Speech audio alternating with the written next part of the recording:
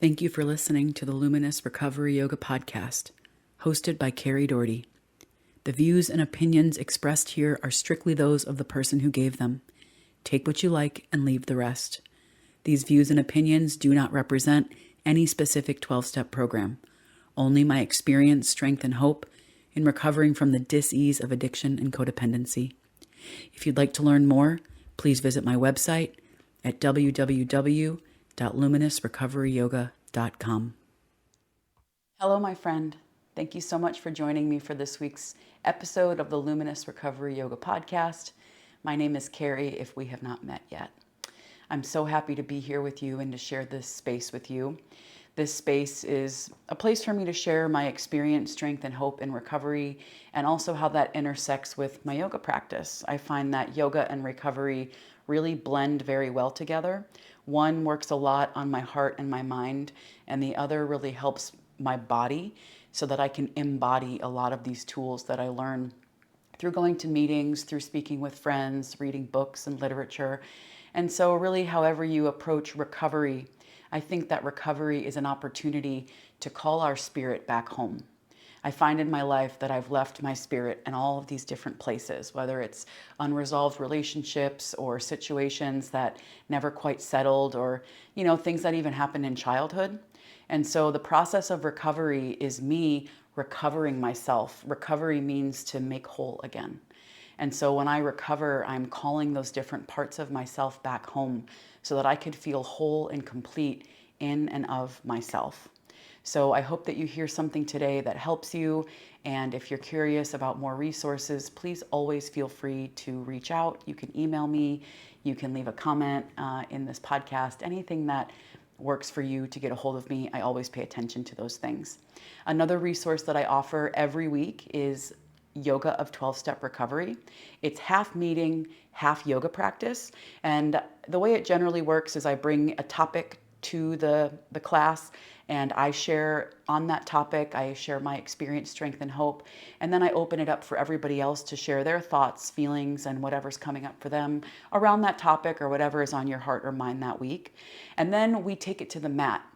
In Y12SR, Yoga of 12-Step Recovery, we believe that the issues live in our tissues, so that our lived experience is stored in the body. And yoga is an opportunity to release some of what is held, some of those things that we're holding on to. Some of that tension and tightness that we feel in our body could really be unresolved trauma or situations that never actually worked themselves out of our body. So Yoga of 12-Step Recovery is an opportunity to explore a topic and then see how that topic actually works on the mat. And it's a really beautiful, wonderful experience. If you haven't tried it, I offer it every week, Thursday nights, Pacific Standard Time at 6 p.m. You can catch me in person or online, just depending on where you are in the world. I would love to have you join me. So with all of that being said, let's jump into this week's topic. This week, I want to explore boundaries. I mentioned boundaries in my episode last week. If you didn't catch that episode, the episode was on think, which is one of my favorite slogans. And if you want to learn more about that, you can listen to last week's podcast episode. But I did mention in there that think, this slogan that I love, serves as a boundary for me. And so I wanted to take that a little bit further this week and actually talk about boundaries. And, there's so much that could be said about boundaries, so I'm not going to cover the expanse of boundaries. This is really just meant to be a short, thoughtful kind of talk on how I'm using boundaries in my own life. And then certainly please take that further and you can expand upon that in your own life and your own research and reading. But for this week, I want to talk about how I use boundaries, and specifically how I've learned to use boundaries through my recovery program, through my sponsor, and through some of the reading that I've done through program literature. And if you don't know what any of that means, please don't worry. There are so many different resources that you could find about boundaries. And if you're curious about what I'm reading, please, again, reach out, and I'm happy to share resources. But the way I've been taught boundaries through my recovery sponsor is, and I'm going to say this a couple of times because I found this mind-blowing and baffling all at the same time when I first started learning about boundaries. Boundaries are to contain my own behavior. I'm going to say that again. Boundaries are to contain my own behavior. This blew my mind when I first learned this aspect of boundaries. I used to think that boundaries were something that I placed on other people. You can't do that. Don't treat me that way. Don't do that. Don't do that. Like, boundaries to me were things that I put on other people. They were walls that I built, like around people, around things. They kept people, places, and things out. That was how I saw boundaries. If I laid down a boundary, it was going to be a no, and it was going to be, something I put on somebody else. What I have learned about boundaries is that boundaries are actually for me. Boundaries are how I contain my behavior, not how I contain the behavior of others. So oftentimes I think of it like this. This is how I could sort it out in my brain. I can't say to someone, you can't yell at me. But what I can say is, if you continue to yell at me, I'm going to leave. That's a boundary that contains my behavior. I can't decide, control, or alter how other people are in the world. That is completely out of my control. I am powerless over people, places, and things. The only thing I have the power to control is myself, my own behavior. So placing a boundary around other people is really futile. It generally doesn't work. So what I can do is I can place boundaries around myself to keep myself contained, to keep myself safe, so that if there is behavior or unacceptable things happening around me or with people or places and things, I know how I am to behave, how I am to decide how to be in the world. So boundaries are how I keep myself safe, how I contain my behavior. And that is just really mind-blowing to me, because maybe you're like me. Maybe you learned that boundaries were things that we put on others, and sort of a do's and do not list of how we interact with people in the world. And what I learned is that boundaries are actually for me. So I'm going to read something. I'm going to share a piece of literature. This is from Courage to Change. It is one of my very favorite Al-Anon daily readers. So if you're looking for something to read, this is an excellent book. And it's broken down day by day, so it's all very digestible. So I'm going to read a couple of different things from this book, just some excerpts to sort of get our brains a little bit more moving in this direction. So, on boundaries. Al-Anon taught me the difference between walls and boundaries. Walls are solid and rigid. They keep others out, and they keep me trapped inside. Boundaries are flexible, changeable, removable, so it's up to me how open or closed I'll be at any given time. They let me decide what behavior is acceptable, not only from others, but from myself. Today I can say no with love instead of hostility, so it doesn't put an end to my relationships. Do my defenses keep me safe, or do they isolate me? Today I can love myself enough to look for healthier ways to protect myself, ways that don't close everyone out. Gosh, I really like that. And it's the thing that really resonates for me in this reading is I can say no with love. Try saying no with a smile. No. See how that feels? Because we've almost been programmed to believe that no is inherently mean, which I think is so strange. One of my favorite things to remember is that no is a complete sentence. I don't have to justify, argue, defend, or explain. I'll do that acronym another day. JADE, another one of my favorite tools. But no is a complete sentence. I don't have to give an explanation of a why. Another thing about this reading that I really like, boundaries are flexible, changeable, removable. One of the things I've learned about boundaries is that when I trust somebody, I have more flexibility to move boundaries with people that I trust than perhaps people that I don't trust. I can change my boundaries based on who it is that I'm relating to. So that boundaries, the more I trust someone, the more I can flexibly shift those boundaries and create different permissions. And that's really good for me to know, because there was a time in my very black and white thinking that I believed a boundary was a boundary and that was it. Like, there was this rigidity, there were these walls that I put up. And so I can actually move my boundaries based on who I am relating to. Boundaries are movable, they're changeable, they're flexible. And that's really important for someone like me who tends to get rigid in my thinking. It was once proposed in a meeting that I was in. Are boundaries helping me to create deeper connection? Like, is there a possibility in a world where the boundary is actually helping me to connect deeper with others rather than putting up walls or creating these rigid expressions of no, where really no could be with love? And that is a mind Fuck. So anyway, let's see. There's one more thing that I want to read here, and this is also from Courage to Change. And it says, I will remember that knowing my boundaries does not mean forcing others to change. It means that I know my own limits and take care of myself by respecting them. The focus today is on me. And again, wow, that is not what we are traditionally taught about boundaries. Knowing my boundaries does not mean forcing others to change. It means that I know my own limits. And so boundaries are not things that I place on other people.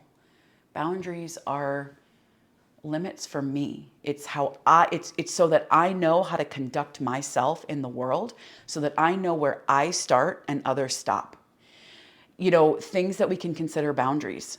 Your skin. My skin is a physical boundary. My skin helps me to know where I start and where others stop. And so I know that, like, there's kind of that bubble around me. Like, that's my boundary. And my skin is a physical boundary. It literally keeps my insides intact. And so, just something to consider, like when you're like, what are boundaries? Well, your skin is a physical boundary. Another boundary, I heard this once that I really loved it. Another boundary is the serenity prayer. And if you're not familiar with the serenity prayer, it goes like this. Grant me the serenity to accept the things I cannot change, courage to change the things I can, and the wisdom to know the difference. So let's break that down a little bit. Let's talk about how this might work out as far as boundaries go. Grant me the serenity to accept the things I cannot change. We'll pause there. That's a boundary. For myself, when I can learn to accept the things I cannot change, which generally includes people, places, and things, I know I've found a boundary. If something that I want to have happen requires another person to change, that's generally where I can draw a boundary. Well, I can't require, force, or make somebody change. I can't change situations. Most of what happens in the world is out of my power, out of my control. So that's a boundary. If something requires somebody else to change in a situation, it's possible that that is not an appropriate boundary. So there's boundary number one. So let's go through it again. Grant me the serenity to accept the things I cannot change. Courage to change the things I can. All right, so there's another boundary.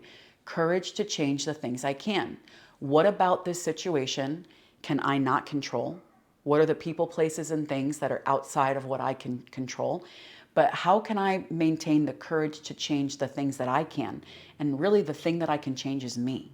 So when I think about courage to change the things I can, sometimes I'll list off in a situation all of the things about me that might need to shift or adjust in order to find serenity with a certain situation.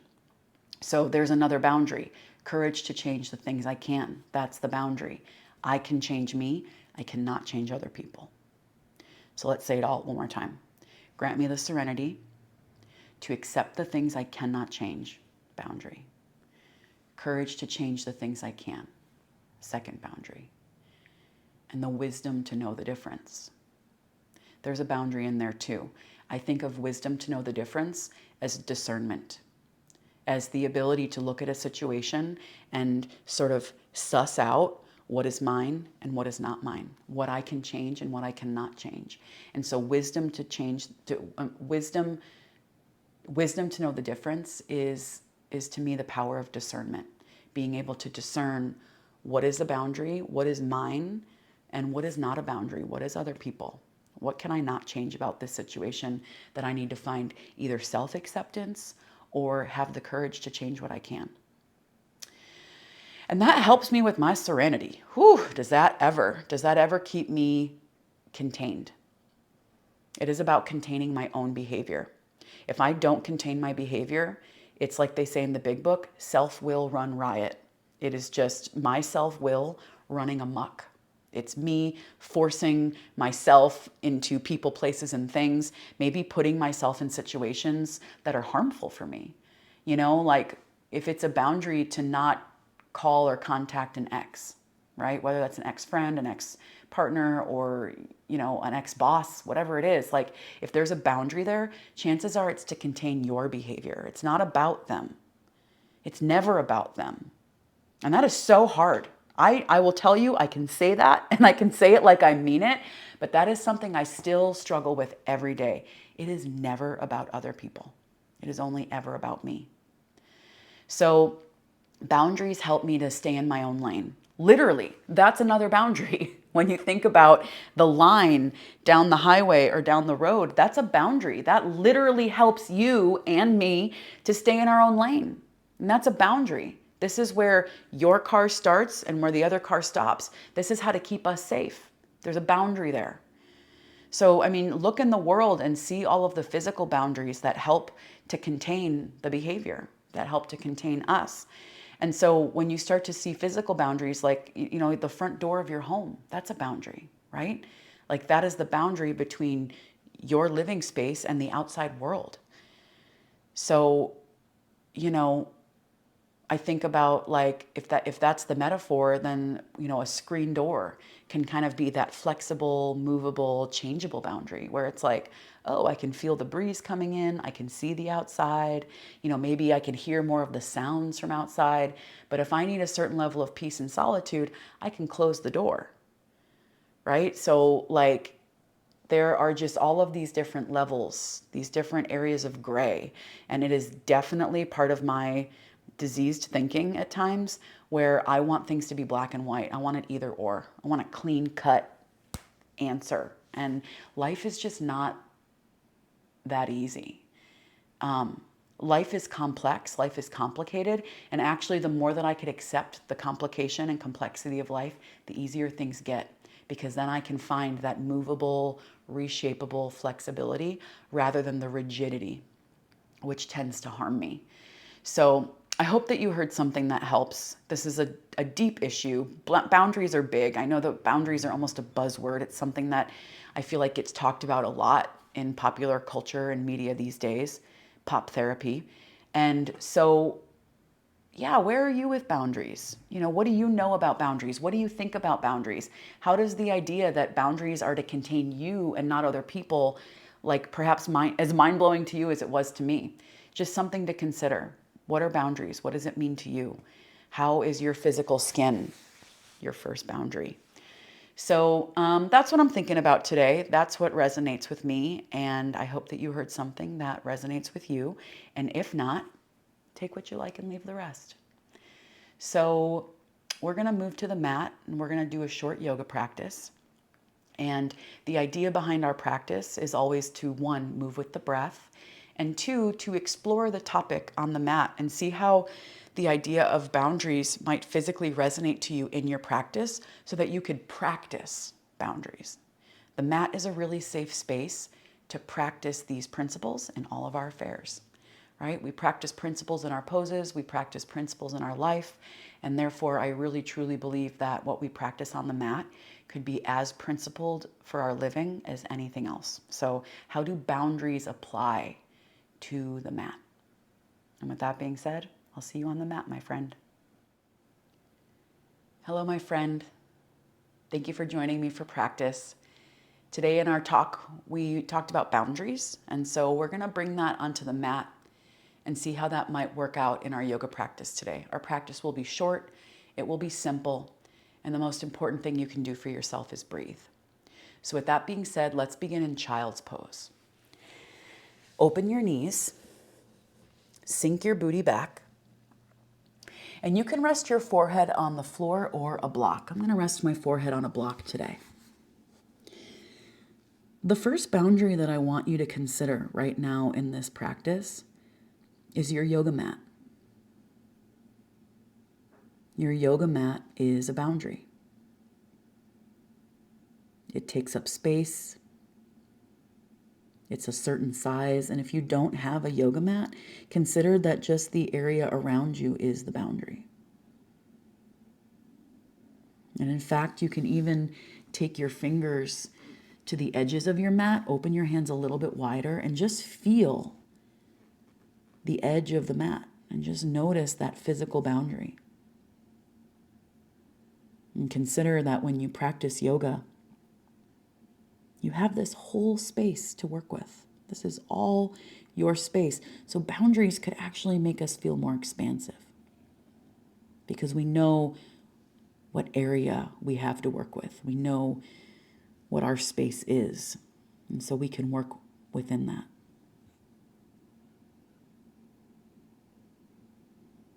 And so notice the breath.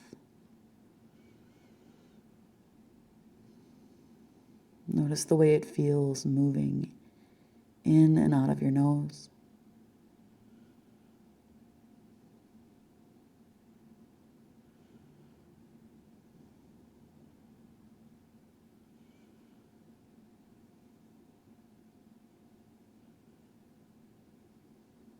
Take a big breath in and out. One more.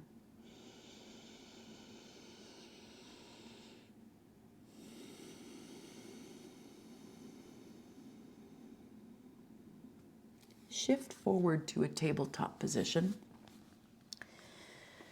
Stack your shoulders over your wrists, your hips over your knees. And begin to move through some rounds of cat-cow.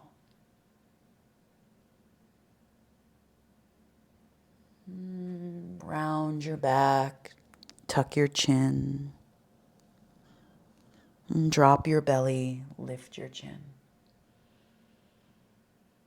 And I see the boundary in cat-cow is just the physical way that our body moves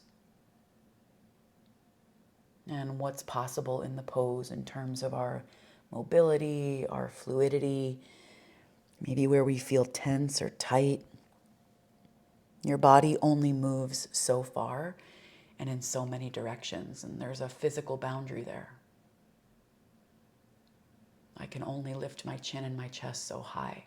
I can only round my back so much. It's just a physical way that the body works and moves and the different ranges of motion. That's a boundary.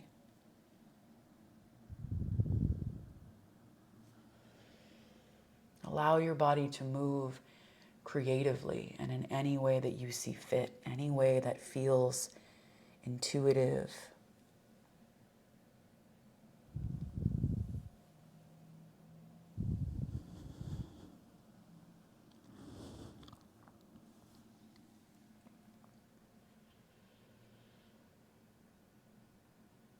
Take a couple more rounds.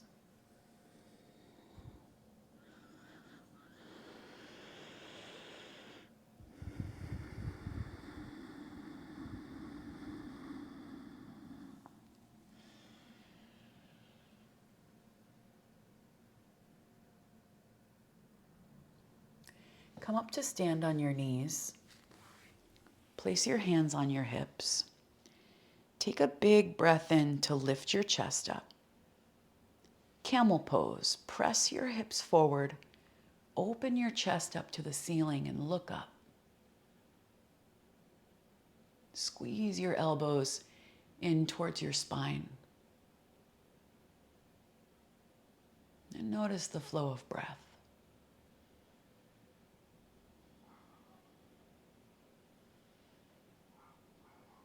Take a breath in and out. Gently tuck your chin, come up. Have a seat on your heels for just a moment and be still.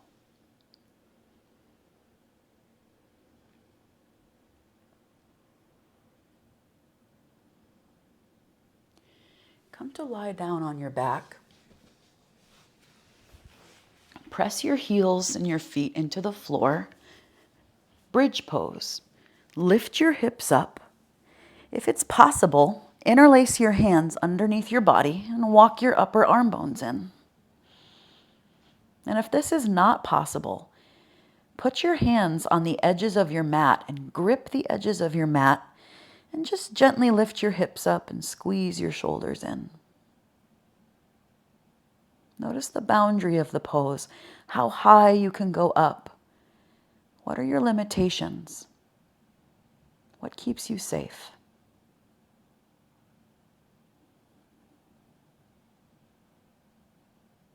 Take a breath in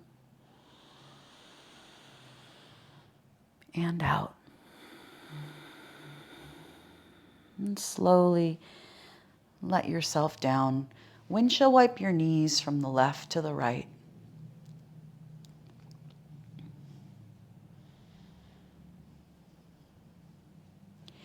Keep your left foot on the floor. Cross your right ankle over your left knee. You can stay right here. Maybe this is the boundary. Maybe this is where your flexibility is today. And if there's more available to you, pull your left thigh towards your chest and interlace your fingers around your thigh. And in a posture like this, the boundary is also the sensation. How much you feel in the pose and whether or not your breath can maintain. We never want to go farther than our breath can take us. Our breath is also a boundary. Our breath can let us know when we've gone too far or if there's a little more room to play.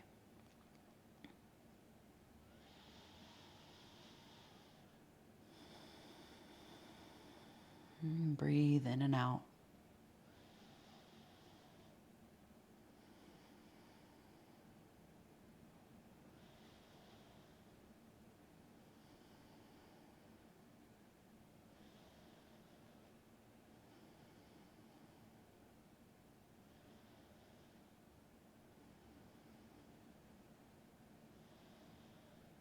And gently return your left foot to the floor if you've lifted it up. Put your right foot on the floor. And now cross your left ankle over your right knee. And this might be plenty. You might have plenty of sensation to work with right here. But if there's more for you, float your right foot off the floor. Interlace your fingers around your right thigh and gently pull your thigh towards your chest. And same thing here. Notice what you feel. Part of finding the boundary is noticing ourselves in the moment and how we feel about what's happening. And yoga is a place to safely experience those sensations, to notice what our body has to say. And we notice by learning to listen.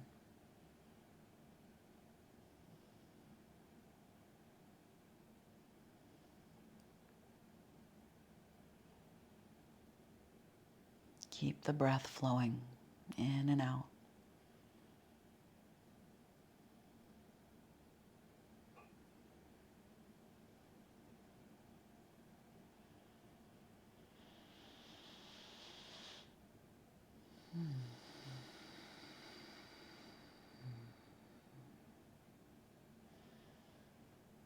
And slowly, gently return your right foot to the floor and then place your left foot on the floor. Open your arms into a T. Pull your knees to your chest. Roll your knees over to the right. Turn your gaze to the left for a simple twist.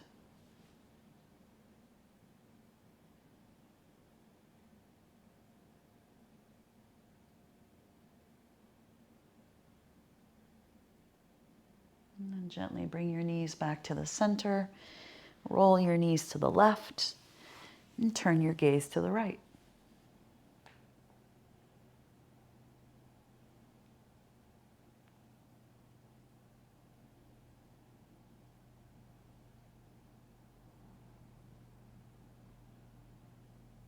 And gently come back to the center. Give yourself a big tight squeeze. Wrap your arms around your shins. Pull your forehead to your knees. Hug yourself in tight. And come into a final resting pose, Shavasana. Lift your shoulders up, slide your shoulder blades underneath you. Allow your palms to rest with your palms facing up. Let your feet flop out heavy. And if it's comfortable to you, close your eyes. You have my invitation to take up your entire mat space for this final resting pose, to really expand throughout your whole boundary. And to just notice what it feels like to take up space. Even if just for a few moments. We'll lie here still.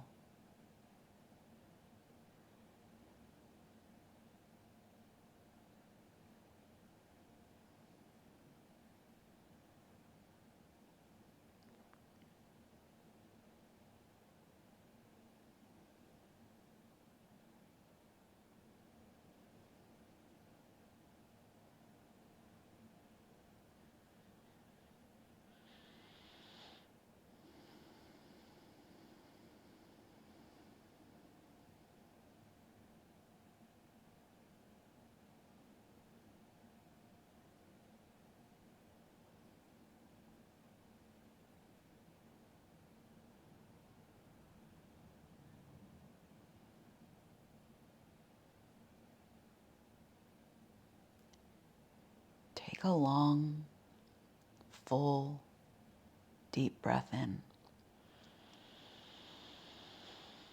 And slowly empty. Wiggle your fingers and your toes. And circle your ankles and your wrists.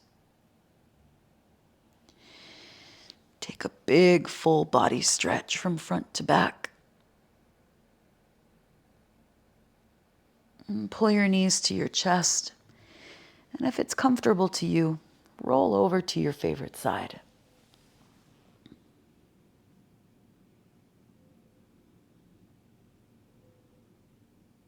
And gently make your way up to a seat. Bring your palms to touch at the center of your chest. And then pull your thumbs to the center of your forehead and gently bow your head towards your heart. In honor of you and me and this practice that we share, I bow to you, dear friend, and say namaste. Thank you so much for taking the time to join me today for this practice and for this podcast. I hope you heard something that helps you, and I'll see you next week. Thank you for listening to the Luminous Recovery Yoga Podcast.